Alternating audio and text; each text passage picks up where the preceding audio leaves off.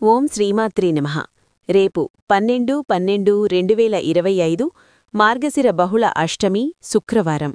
ఈరోజు కాలభైరవ జయంతి అంటే కాలభైరవాష్టమిగా జరుపుకోవాలని చెప్పి శైవ ఆగమాలు మనకు తెలియజేస్తున్నాయి.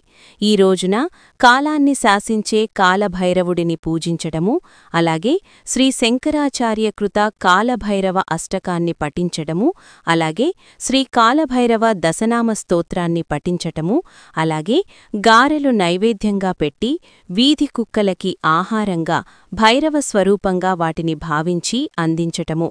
ఈ విధంగా చేయడం వల్ల కాలభైరవుని యొక్క అనుగ్రహం కలిగి తీవ్రమైన కష్టాల నుంచి, బాధల నుంచి విముక్తి కలుగుతుందని, అలాగే పితృదేవతల యొక్క అనుగ్రహం కలుగుతుందని చెప్పి మనకి శైవ ఆగమాలు తెలియజేస్తున్నాయి. ముఖ్యంగా ఈ రోజున ఉదయం పూట అలాగే సాయంకాలం ప్రదోషకాలంలో కూడా కాలభైరవ దీపారాధన చేసుకోండి. ఇప్పుడు చూపించే యంత్రాన్ని ముగ్గుతోటి, పసుపు కుంకుమలతోటి గీసుకొని యంత్రం మధ్యలో రావి ఆకుగాని, తమలపాకుగాని ఉంచి దానిమీద ప్రమిద పెట్టి అందులో నువ్వుల నూనెతో గాని లేకపోతే విప్ప నూనెతో గాని దీపారాధన చేసుకుని కాలభైరవ దశనామ స్తోత్రాన్ని పఠించండి.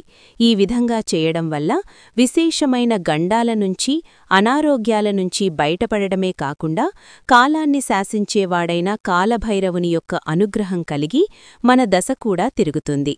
అలాగే ముఖ్యంగా ఈ రోజున మార్గశిర బహుళ అష్టమి రోజున అనగాష్టమి వ్రతం ఆచరించాలని, అలాగే ఈ రోజున దత్తుని యొక్క యోగశక్తి అయిన అనగాదేవి సమేత దత్తాత్రేయుల వారిని పూజించాలని చెప్పి కూడా మనకి పురాణాలు తెలియజేస్తున్నాయి.